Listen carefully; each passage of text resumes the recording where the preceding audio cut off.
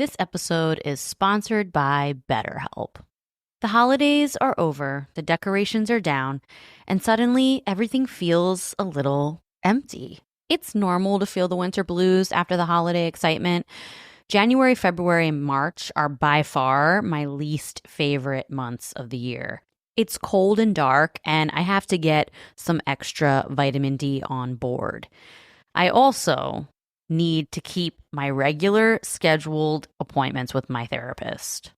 So if you're feeling that post-holiday funk, I definitely suggest you checking out BetterHelp because maybe it's time to talk. You might also be one of those people like me who makes New Year's resolutions and you get super motivated. So maybe you need someone behind you to hold you accountable and come up with a plan to meet your goals. BetterHelp is super convenient, totally online. You have a therapist right at your fingertips whenever you need them. So head over to betterhelp.com/wifeofcrime1 to get 10% off your first month. That's betterhelp.com/wifeofcrime1 for 10% off your first month. This podcast is an unscripted, unedited conversation about true crime. We take the cases very seriously, but I don't take myself seriously at all. And neither should you. Welcome to Wife of Crime. So, Russ, we haven't done a listener episode in a pretty long time. But it's a rainy Sunday afternoon, so I thought, why the hell not? From eerie premonitions to unsolved murders, a felony charge for someone who definitely doesn't deserve it. And one of our youngest listeners writing in. This is Listener Stories, Episode 3.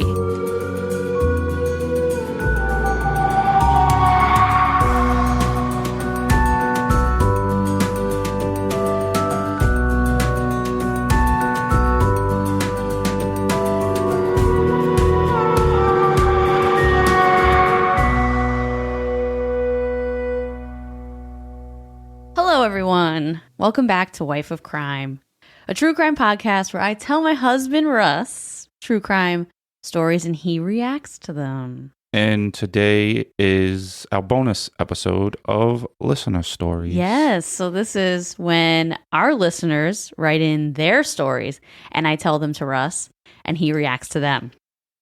Jess has been trying to get me to record this forever. There's every day, the past month or so, can we record a listener episode? Can we record a listener episode? I know. And then I'm going to the bathroom, like, knock, knock, knock. Can we record a listener episode? And I'm like, all right, whenever you're ready. But she's never really ready. Well, I'm like, let's just do it. Let's sit down and do it. And then she, I don't know, scrolls on TikTok or something. No, we just have to get our schedules right because you work a lot, bro. You work a lot. You have a crazy schedule. Unfortunately, I have to work for a living because I haven't swindled anyone yet. I haven't come up with an original scam. Enemies is taken. Enemies is taken, yeah. But there's enough enemies for everyone. Like, you know what else is taken? You know what's missing? What? Remember back in the day, right? Mm-hmm. And there was always songs. But remember everyone had player haters? What happened to the player haters? Are those the new enemies? I guess so. Remember in like all the songs? All the song, yeah. Like, yo, all them player haters out there. I'm doing good. Kiss my ass. True. Player haters have disappeared. There's a guy with enemies. There's a dude who said that this girl's dog's going to be immortal. Yo, that was a good idea, though, because if there's one thing I want, is I want my dog to be alive. So, yeah. But also, I'm not stupid enough to know, like, you can't make my dog live forever. I know, sadly. I wish they could. Well, we're here. I have a ton of stories. We haven't recorded a listener episode since December 29th. We've been wanting to do this, but our schedules just haven't worked out. But it's because I have so many that we have to get through. At this point, I have like a library full of our listeners' stories. But that doesn't mean don't send them in, because we have a lot, because yours can still get read. And it's funny that we're recording this today because today is one of the more tired days that I have. Yeah. Because if you ever go out with my sister Carrie, which none of you ever will. And Carrie and me. And Jess. Like I started out the Knicks game with Carrie yesterday having a good time. Then realistically, I'm ready to go home because like you already traveled downtown. And then Jess is like, want to hang out? Want me to meet you downtown? And I'm like, Jesus Christ, it's already been 5 hours of hanging out and drinking. And now we're bar hopping. I'm falling asleep in the back of taxis. And some of you probably saw I was drunk live. And there was a few cab rides missed because they were hauling me around like Weekend at Bernie's. Yes, we were. I was falling asleep in back of taxis and it's like, wake up, new bar. I'm like, It was definitely like Weekend at Bernie's. And they don't care. And then, I don't know, there needs to be a new thing, you know, like they sleep shame me. Like sleeping is bad. I need to sleep. Well, we had a great time. Me and Carrie had a blast. We even were texting today, like, that was so fun. Russ was half asleep the whole time. Yeah, they were like propping me up in the corner of the bar with sunglasses on. like Weekend at Bernie's. So true. Well, yeah, you're a little tired, but it's all right. But I did just pop a claw. You did pop a claw. Oh, that's funny. Okay, so let's get into these stories. I'm going to read 4. I feel like my voice is even raspy today. Yeah, your voice is a little raspy. You sound tired, but you just had a nice coffee.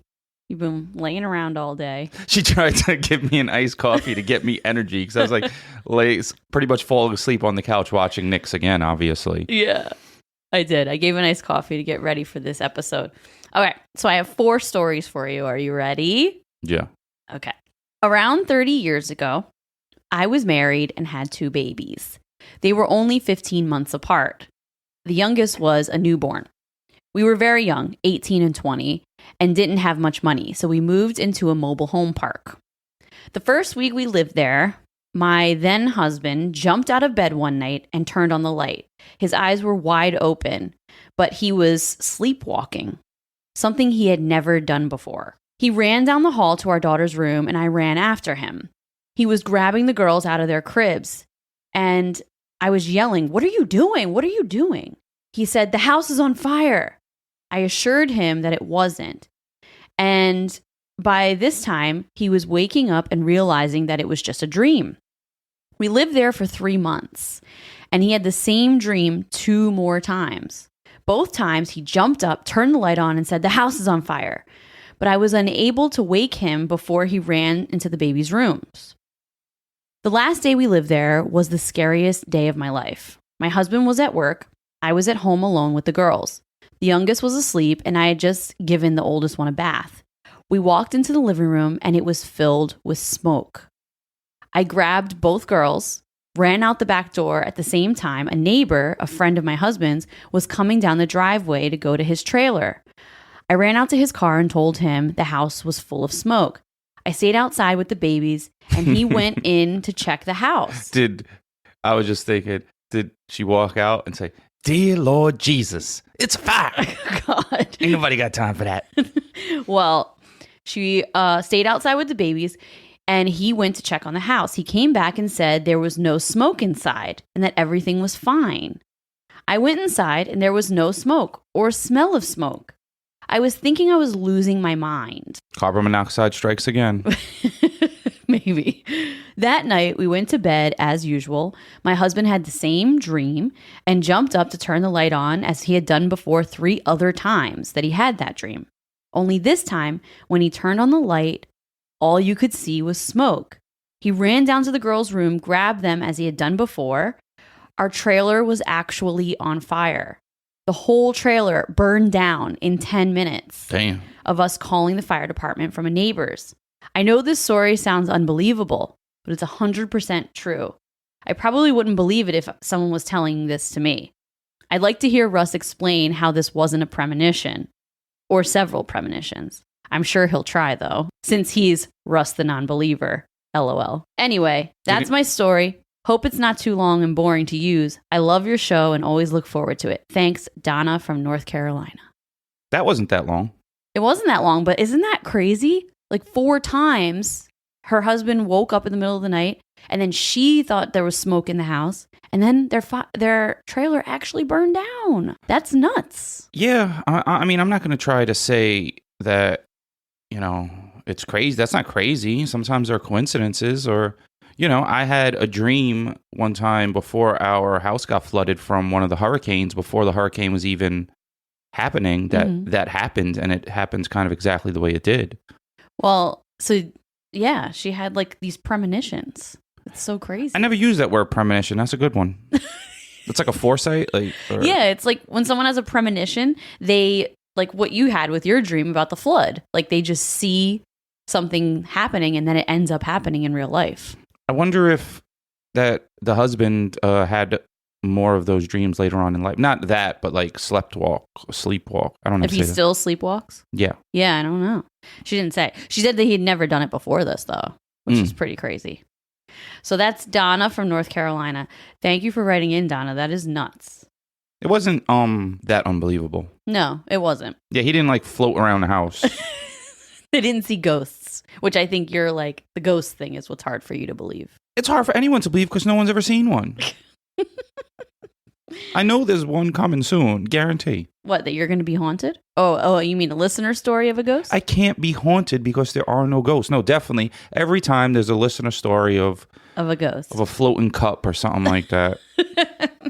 Well, I can't wait for you to be haunted one day. I'm really hoping and wishing and praying for it. I hope you get haunted. Me too, so it can scare you. All right, got another one.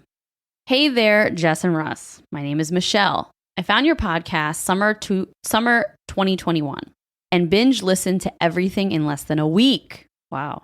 Wow, we've the episodes have changed a lot. Yeah. Even just the sound and just me a little more willing to be here. So in the beginning, it was like a kid being dragged to school like in their big coat and like they're dragging their feet and they're tired. Yeah, that's true. In less than a week. I am a huge true crime consumer. It's really all I listen to or watch. Unfortunately, I'm pretty picky about podcasts. Not to sound like too much of a dick, but I feel like everyone's voices drive me crazy, or I hate how they tell the stories. I search constantly for new podcasts, and in the last few years, I've only found 4 that I absolutely love. And you guys are my favorites. Wow, I wonder how people find us, like, when they do find us. I'm always curious about that. Let us know, like, on Instagram when we post this up. How they just come across us? Yeah, like, I'm assuming someone tells someone because, like, we don't know how to advertise. Yeah. So, like, well, hopefully someone will tell someone. We are bad with marketing. That's true. Yeah, like, tell someone about the podcast. Yeah. If you remember. If not, just keep listening. That's cool, too. I love the way you tell stories, Jess. And Russ is hilarious. I feel like I can relate to you both, and I dig it.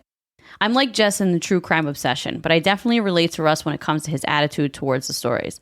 I love to listen to it, but I too make snarky comments all the way through.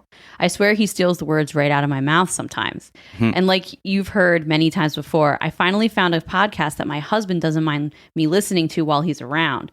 I even find him quoting Russ one-liners, and it cracks me up. So thanks for that. Anyway, enough of all the fangirl blubbering. He's probably calling his wife a corn.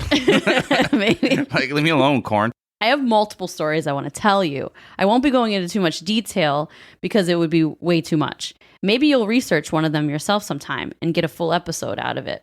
Who knows? I'm 32 years old, a mom of a teen girl, and I live in Oregon, born and raised. I have a huge family, and we're pretty tight-knit. I believe a lot of my family's history is maybe what sparked my love for true crime, but it can't be certain. I was watching Unsolved Mysteries, Forensic Files, and horror films instead of regular kids shows as early as I can remember. My mother nicknamed me the morbid child. My ultimate dream in life is to be a homicide detective. I graduated from college with a criminal justice degree and basic law enforcement certificate. And I've worked at the local police department, and I'm now a juvenile detention officer. I wish I could tell you some of their stories. Crazy stuff kids get into. Oh, I know some of those stories. I was in a place like that when I was a kid for a little while. Yeah, exactly. On with the stories. My family has been touched with murder a few times. My poor mother has dealt with it the most. The only one to ever touch my life directly was the murder of my aunt. This happened when I was 5 years old. I didn't know her very well, but I still remember her to this day, and I can remember when it was happening. I would have reoccurring dreams about her. The dreams were always about finding her body, probably because it was the most discussed topic, and they never did find it. She wasn't a blood-related aunt. She had been with my mother's brother, so she was like an aunt-in-law, I guess.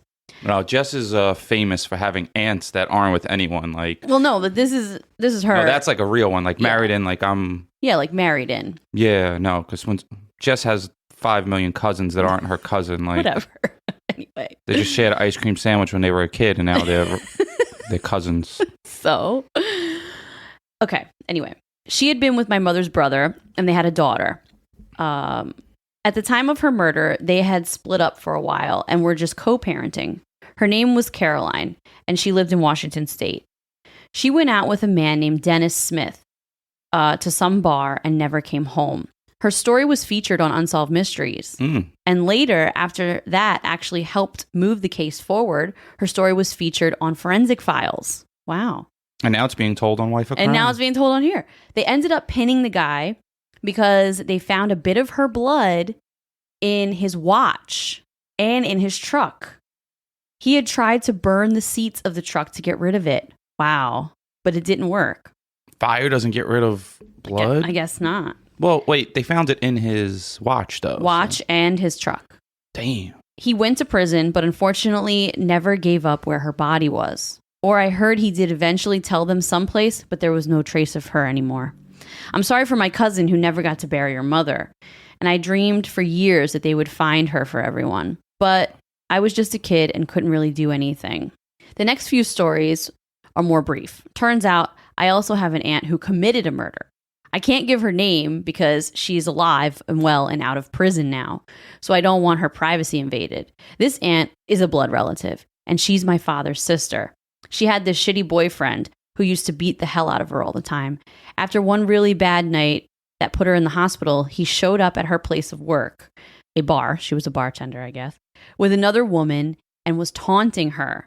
I don't know all the details, but I know she must have been over it because she shot him right then and there in the bar. Yo, that's sick. In front of the whole bar. Crazy stuff. Shoot that bastard. I haven't seen her since I was very young. She's supposed to come down to our family reunion. I have so many questions to ask, but I won't. Next, turns out my mother had a lot of trouble in her childhood. When she was 11 years old, her father, my grandfather, was murdered. He had a gambling problem, and they believe that it was tied to that. He was beaten to death and left in a dumpster in an alley somewhere. I honestly don't know any more about his story, and I'd love to know, but I'm too afraid to ask my mother too much. It's a touchy subject. She was very close to her daddy. She was the youngest of 5 children. Her name is Marvel, because she was a marvel to him. That's so sweet. Aww. Later in my mom's teen years, and this one you could probably research as well, she had a best friend named Kim. Kim decided to run away and travel down to California from Oregon. Hitchhiking. Never a good idea. She wanted my mother to go with her, but my mom chickened out. I'm certainly glad she did. Her other friend went with her instead. I believe her name was Paige Sinclair. On their way down, they were picked up by some piece of shit who ended up killing them and leaving their bodies in the Auburn foothills. The guy they suspected of their murder was Kenneth Edwin Lane. He was tried 3 different times, but a jury never convicted him. They thought he had 2 other victims as well. As far as I know, there are never any other suspects, and no one has ever been convicted of their murders. I saw in an article about them that it was considered they could have been victims of the East Area rapist, Joseph D'Angelo, but I'm not sure how far that went. That's not his MO. Yeah, that's not. He's not picking up hitchhikers. He's busting in your house. That's true. Yeah, he does bust in your house. He's scary. Anyway, those are my brief little listener stories. Thank you for reading. I have entered Kim and Caroline's names into a few podcasts for their stories to be told, but never got a hit. So I thought maybe it could come through me. If you're ever intrigued to look into them any further, that would be so cool too. I hope you both had a wonderful holiday season, even though Russ hates holidays. P.S. I heard Russ mention ladies who do jujitsu and train in the last listener episode. I'm one of those ladies. I do firearms training as well. Hashtag stay fit, stay alive. Hashtag not me, not today, not ever. Oh, and I always keep my doors locked. You should too, Jess. LOL. Trying to live. That's right.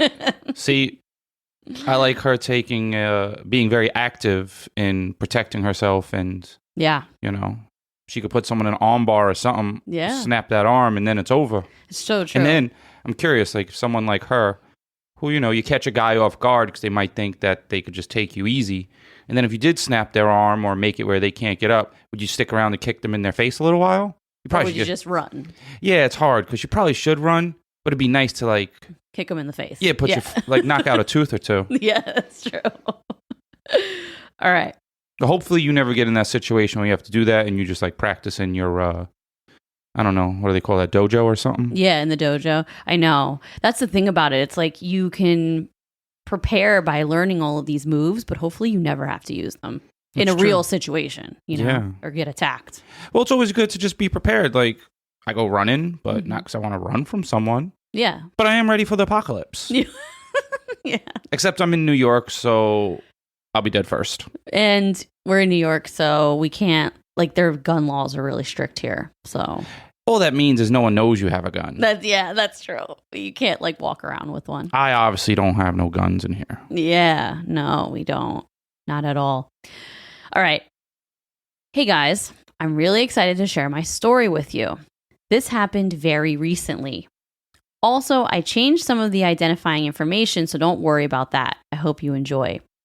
I was dog sitting for my across the street neighbors for a little bit before Christmas. I would just go over there, let the dogs out, give them some water, food, make sure they were taken care of, and had some love while my neighbors were gone.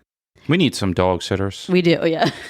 But Jess doesn't even trust anyone, so... I don't trust people with my dogs. I know. I need to be better about that, but I don't. So we basically can't go on vacation. We can't do anything. We can't even set up a dog walker to come in the house. Whatever. I'm very picky about who can watch my dogs. They were 2 boxers, Harley the mom and Max her son. Anyway, on the night of the 23rd, I was walking over their house and just now noticed how creepy the house can be at night. It is a gray house with dark bricks, blackout curtains drawn in every room. No Christmas lights either on a street full of lights. So I used the garage door opener that the family gave me. Then I unlocked the door in the house and gave the dogs food and let them outside. Inside of the house, there was only a salt lamp, and that was the only source of light, and an Amazon Alexa playing some music because the dogs calmed down when there was chill songs on. After I let the dogs out, I went over to the counter and pulled a chair out and sat down. While the dogs were outside, I turned off the Alexa and started playing some music from my phone. I remember the exact song I was listening to, and that's how bad this scared the shit out of me.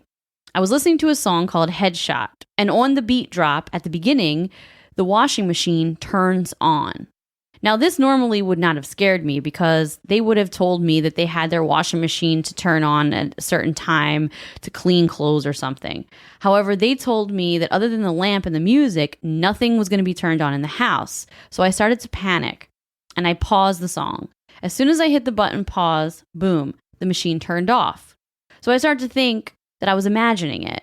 A bit of a side note. I feel like I'm half Jess, half Russ, in the sense that I believe in the paranormal and I think it's real, but only in some circumstances. Ain't nobody floating around. So I look over to the door and both of the dogs are staring intently at me. Not gonna lie, it was kind of terrifying.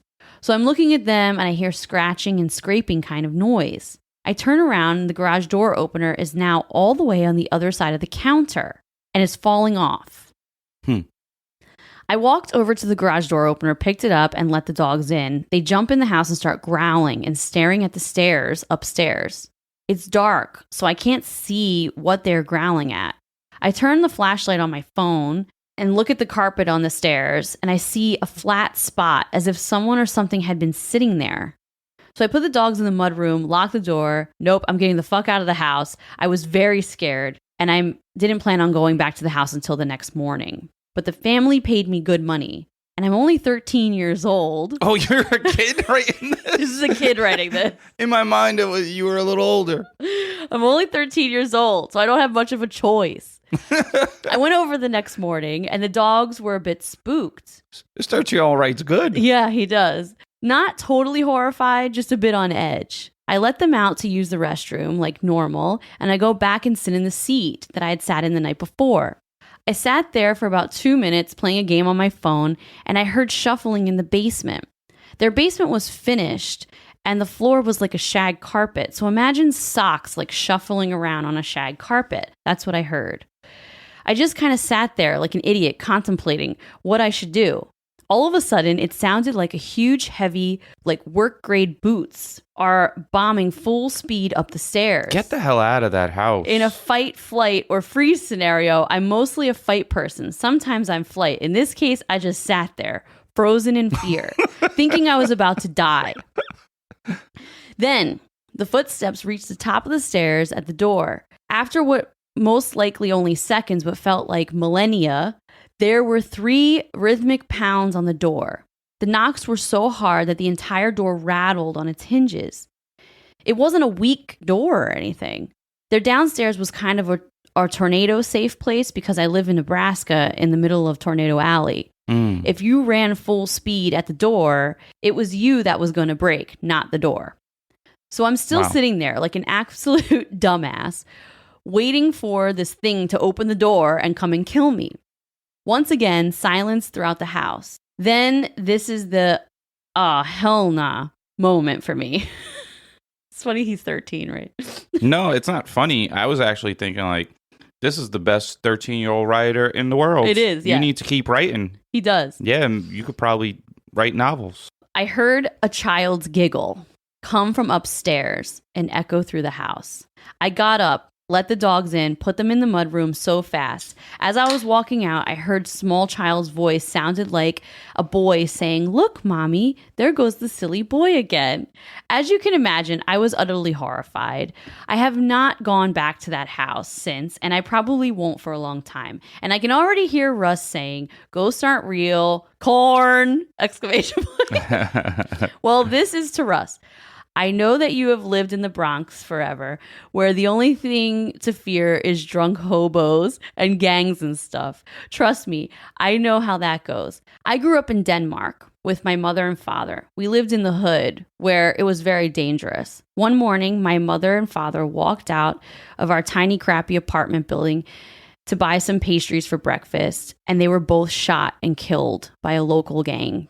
Wait, his mom and dad? Yes. Fuck. I was in the apartment and witnessed the death of my parents. I'm sorry, dude. My grandmother took me in, but she had dementia and would babble on about my great-grandfather who died in World War II for the Danish army, and my grandfather who was a firefighter and died in a fire.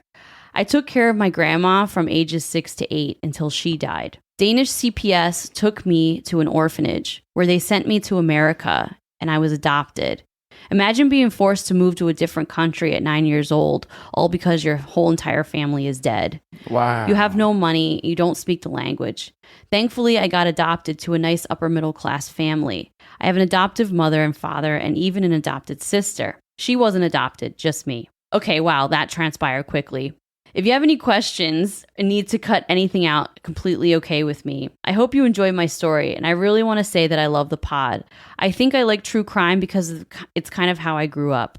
My favorite story is yours, the Iceman episode, because I kind of relate to the Iceman.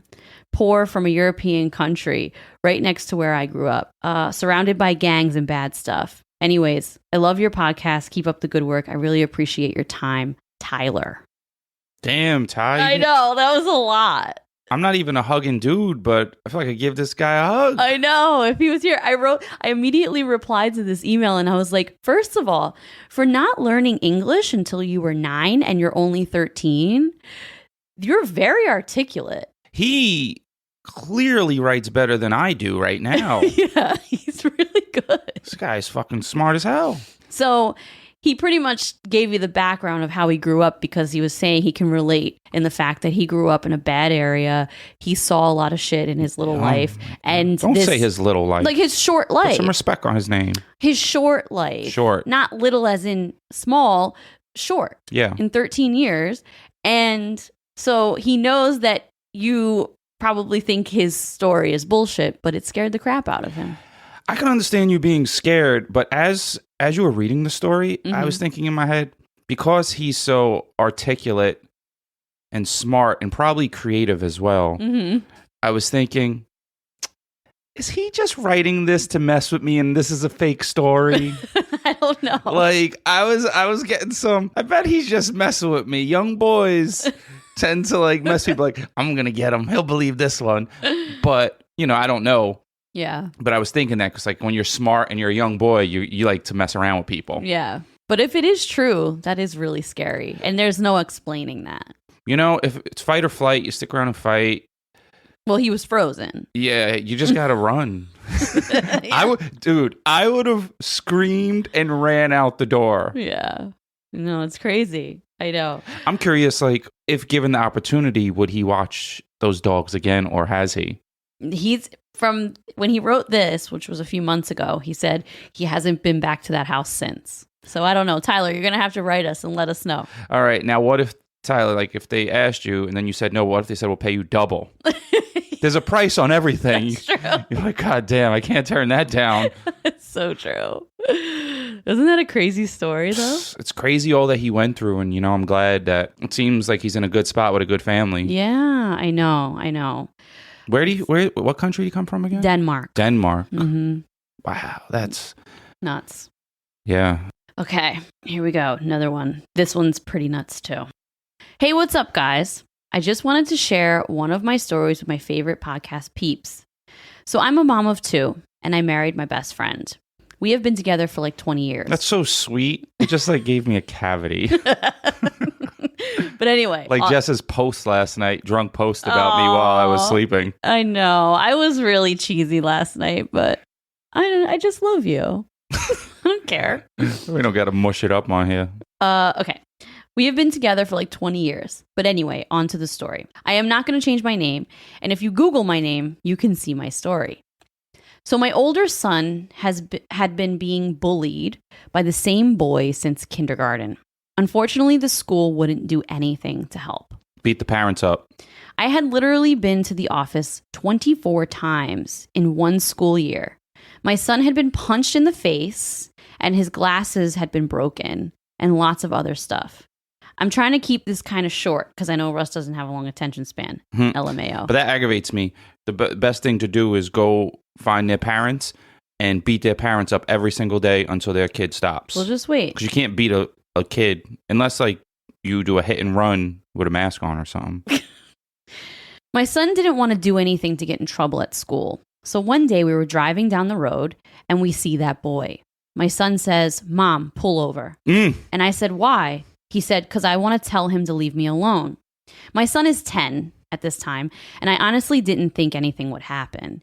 He walked towards the boy and one of the boy's friends. My son said, "I'm sick of you," and open-handedly bitch slapped him. Will Smith in the house. Yeah. The boy had blood running out of his nose and mouth. The boy's grandpa called the cops, and they came to talk to us. They told me to be watching my mail because I would be receiving a subpoena to show up in court.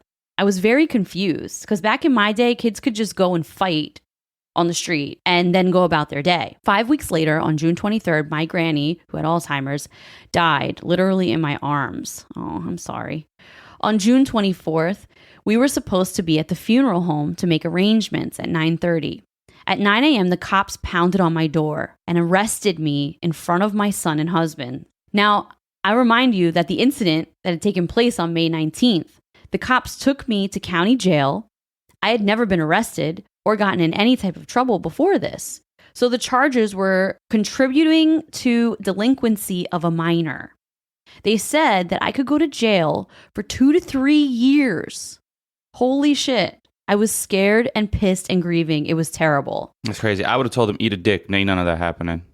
My kid just hit a bully, and that's it. You can say eat a dick all day. They're arresting her. Yeah, but you go home. No, like when it goes to court, like they're not going to arrest you and keep you there while the trial or whatever little thing they have going on. So you can hear what happened because it's really sad.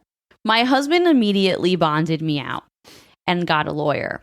A couple days later, I was on all the local news and radio channels. I was so embarrassed. I found out later that a bunch of people had been commenting on the newspaper article about setting up a GoFundMe for my defense because they thought it was total bullshit that I'd been arrested for this. So did I.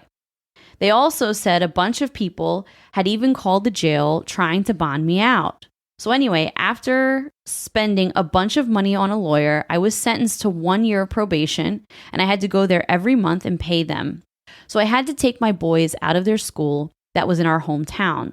This was also the same school that I went to as a kid. So now they go to school in a different county. which also means I have to take them to school every morning and pick them up every afternoon. I also had a felony for the first time in my life, which is crazy. She got a felony for this. I feel like a decent lawyer or something. Sucks that you didn't have to pay for a lawyer, but like I've done worse than this. Yeah, but and everyone I know has done worse than this and just got off. Where is this? She had a lawyer. Where is this? I don't know where she lives. It must be like a really good town where like nothing happens for them to do this. Yeah. Because if I'm going to jail that much, then I'm just gonna beat up who pressed the charges anyway. Then fuck it. Well, she says, just to give an example, I'm not able to take such a large role in my children's lives as I used to. I had been coaching my oldest son baseball for 8 years. I also coached basketball for a couple of years and soccer for 1 year. With a felony, I had to quit coaching altogether. A felony? That doesn't even make sense. Your kid hit someone, but their kid has been continuously hitting your kid. Yeah.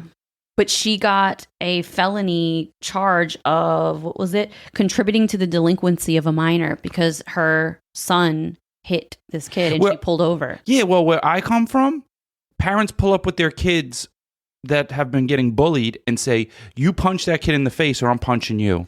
So, like, this is crazy. It's crazy. With a felony, I had to quit coaching. With my oldest son, I had always been the room mom, which is basically a stupid term for moms that are at school helping out with every party, field trip, or program, whatever the kids are doing. I also had to stop doing this. At my son's school, they scan your driver's license at the office. If it comes back that you have a felony, you aren't even allowed in the building. Thank you so much for taking the time to read my story. You and Russ are dope, and I appreciate you both. Have a great day. That's crazy. That's bullshit. Yeah. And her kid was bullied so bad the school did nothing about it. And then she pulls over because her kids finally had enough. And he's like, you know what? I'm taking care of this. He slaps this little jerk. Little piece of shit. And she gets a felony. How crazy. What a little crybaby that You can Google her. Yeah. Her name is Chelsea. And she said, I also, unfortunately, added my effing mugshot. I feel bad for her. I can't believe any of that actually went down. I believe it. Yeah. You know, that's an overused expression in this house. Yeah. But it doesn't make sense. It has to be in a town where nothing happens. Yeah. It has to be. Like Pleasantville, like that movie where everything turns black and white. Yeah.